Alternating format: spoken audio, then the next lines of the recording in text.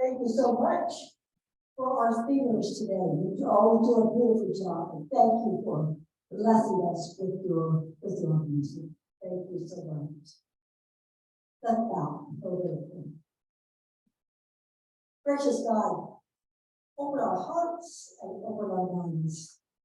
May the words that I speak be the words you would have me to speak. Be with us, guide us, and direct us. In Jesus' name we pray. The scripture is familiar, I'm sure, to most of us. We probably have heard this story from when we were in Sunday school as kids.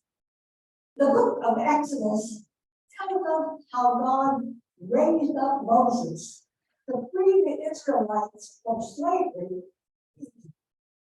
Though God had to do some convincing of Moses in the burning bush, Moses began following the call of God to free the Israelites.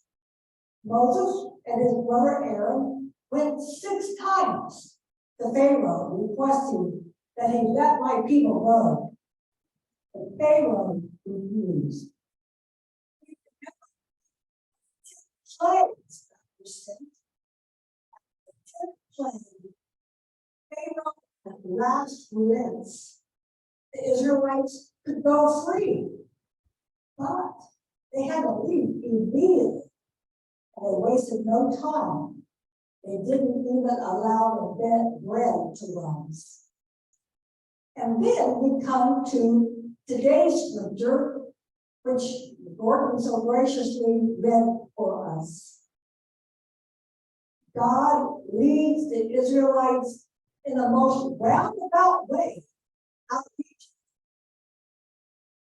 He led them toward the Red Sea. Pharaoh, however, did not keep his word. He pursues the Israelites with his army, horses, and chariots. And you know the rest. When the Israelites came to the Red Sea, Moses stretched out his hand over the sea, and it parted.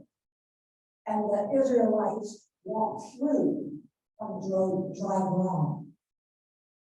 After they passed, returned and covered the Egyptian chariots and horses, the army, and destroyed them, leaving the Israelites safe on the other side. Perhaps the Israelites were out of Egypt and they were free. So what do you think the Israelites were feeling as they took their first steps freeing the people? Relief? Certainly. Pharaoh was no longer breathing down their necks, trying to kill them. Relief? That they could shake off what was holding them. And yet, you can imagine that they were feeling just a little fearful and afraid of the unknown. At least in Egypt, they knew what to expect. In this new place, they had no idea. Were they all going to die? They missed the familiar, even though it was not the greatest. Their experience was both liberating and traumatic. They likely thought, now what do we do? The Israelites began having second thoughts. Their lives had been disrupted. In recent times, our lives have been disrupted. During COVID, certainly, our lives were definitely disrupted. Things were shut down, we stayed home, and then when we did go out, keep those back. Church changed. Church online was the only way that we could worship. We lost the other rights. church first pastor, and for other reasons, people slipped away and quit attending during this time. But in spite of this, the church remained. Jews survived. We're still here. And then the United Methodist Church, the denomination, began to lose churches and members because of disagreements about the acceptance of the LGBTQ plus members. A battle fought for 40 years. Note the number, 40 years. Churches disaffiliated, clergy disaffiliated. The denomination lost members. But the denomination remained. It survived. We're still here. And then closer to home, much closer to home, this church started losing members as a result of a stance taken on the acceptance of LGBTQ persons, as well as other issues. But we made it. We survived. We're still here. So Israel gained its freedom, but they weren't free yet. They had to learn how to. It took them 40 years wandering in the wilderness. It wasn't easy. They had a very long walk to the promised land. They were unprepared.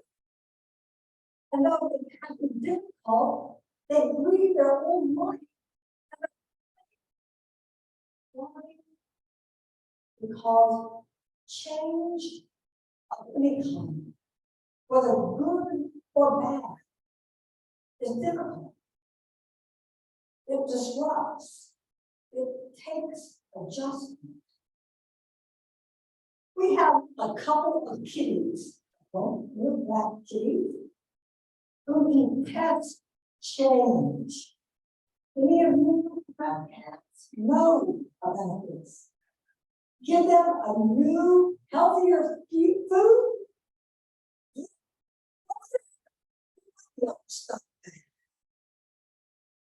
We get up on the chair, we take our laps with us, and they are really, really changed. And they certainly don't like it because Susie is no longer in our house, and they only have one servant to watch them.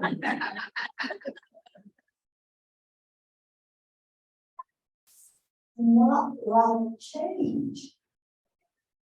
And if we're honest, neither do we really. The Israelites certainly didn't like it, and on so many occasions, Moses, if he had gone into the wilderness time, they'd never been in a place like this. They had never been in a situation like this. All was changed and it was hard. They weren't prepared to live in such a place and in such a way as this. Yet even though they were unprepared for what lay ahead, they were not without gifts. Gifts that would help them on a journey. God was with them in a pillar of cloud by day and a pillar of fire by night. And each of them had gifts. Gifts unique to each individual. It was those gifts that got them through the difficult. Change is also difficult for those who are watching, those who are striving to make a change. We learned from AA and other addictive programs that when someone becomes clean, there are often family members or others who sacrifice. Strange, true. They aren't used to seeing a person changed in this new way. So they encourage them to go back, just one drink. So the person can be held back, tempted to go back to their old life. and their own hands. But that person must remain strong. Say no to those who would sabotage, perhaps cut those people out of their lives, and grieve their losses. You too have experienced this from those outside. Their wishes to change, their wishes to go back to the way you were. But that's not an option. When we hold a funeral, we say goodbye to the person and to what that person was to us.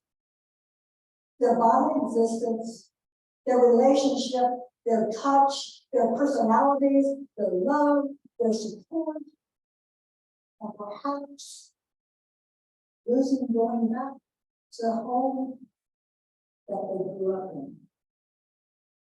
So when death comes, we say thank you for this person and all that he or she has meant in our lives. And then slowly we must move on. Forget the person? Never. We just need to learn to live in a new way. But we must move on. For everything there is a season, a time for every matter of heaven. We read in the truth of history. All things have a season, and then it's time for it to be gone. We grieve what has been, and we say goodbye. So now what? What is next for us as individuals and as a church? We've taken several steps that have brought us to a place where we are striving to be the best church that we can be. That church that God would have us to be. We have tightened our belts. We have all pitched in many ways, stepping up in ways that we haven't had to before. We're praying as we have never prayed before, and so much more. We are beginning to move forward together. Today, we're going to take one more step as together we seek a new normal, a better tomorrow, a faith-filled daily existence, a stronger church. Today, we are going to have a funeral for the losses that we have experienced as a church and others that you have experienced as individuals. And all of us are going to participate in this eulogy. There are pieces of white paper in the fellowship box. So grab those. There are pencils in the pew pockets, and I have the extra pencils. I'm going to give those to Apple. If you need one, raise your hand and he will bring you to you. Jen has some as well here. And you might go ahead and just stop the membership back that's out there. That's how it should be. Wasn't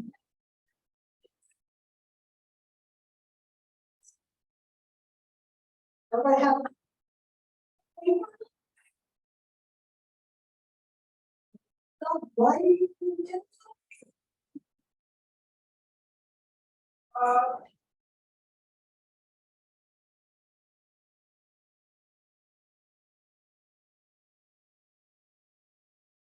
Please take a piece of paper, and I want you to write down your losses. The losses that you are feeling, losses for the church, but also personal losses that you are experiencing, so everybody can participate because we all have losses. Those losses may be persons, they may be things, they may be experiences, situations, wherever and however you are feeling lost. What do you miss? Write them down, as many as you can. I'm going to give you about 3 minutes. And then I'm going to invite you, if you so desire, to stand up and share one of your losses. We need to hear what others are experiencing as well. And then we will pray together. Please take this time.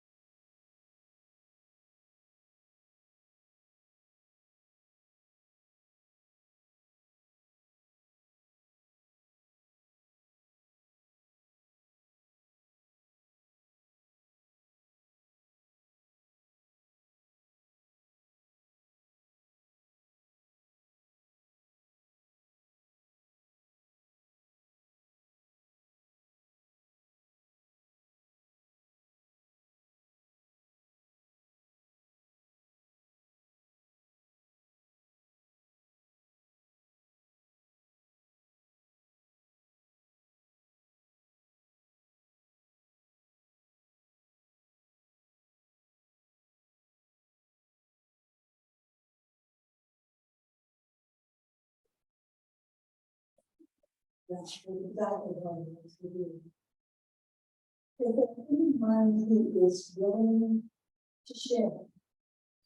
So I miss a friend that I have not heard from in a long time. So I'm going to see. I miss the youth in this church and in churches nationwide. I miss the opportunity for them to learn fellowship at a younger age and support of the church family.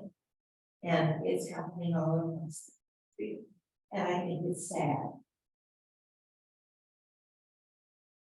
I miss the life we had on our mountain horse ranch.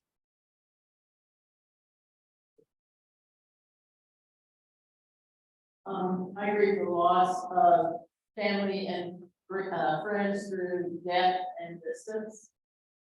And also lots of friends from changing religious affiliation.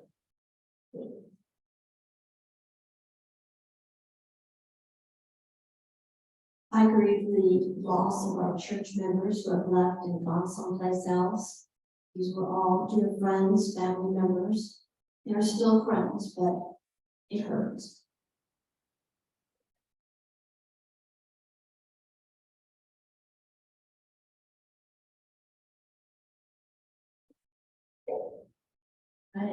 I miss the loss of my husband, Victor, who died from COVID. And I also miss a lot of things that have changed in this church.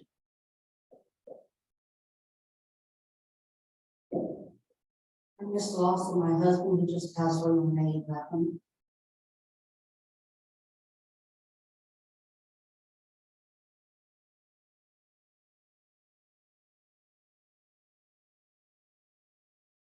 I miss the loss of my late partner Marilyn 5 years ago.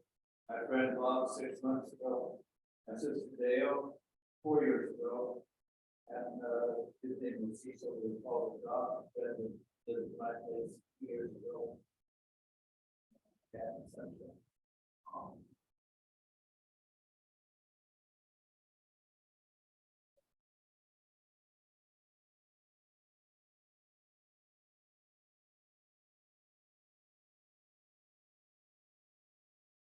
We all have experienced loss.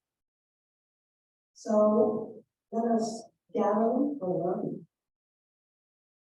and together have a prayer sharing our losses with God. Our gracious and loving God, you have spoken honestly today, and you have heard the cries of our hearts. We are grieving, we are mourning, we feel so much loss, and it affects us so deeply.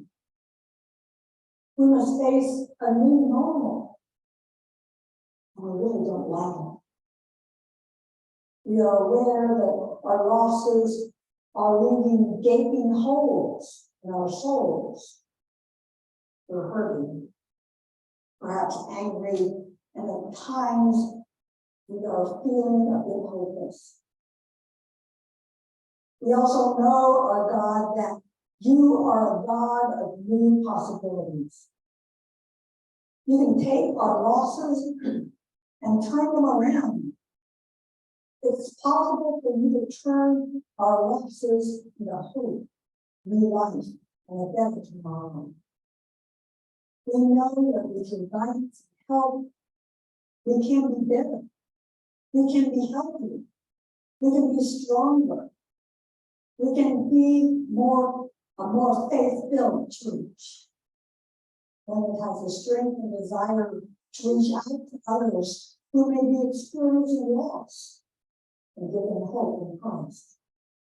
Out of our loss, we can bring hope because, like the people of Israel, He will bring us through our wilderness and into the promised land. And we will tell others our stories. Nothing is impossible with you, O God. With your love, with your ongoing example of Jesus, and the power of the Holy Spirit, we can face a new life together. New beginnings, greater love. In Jesus' name we pray. Amen.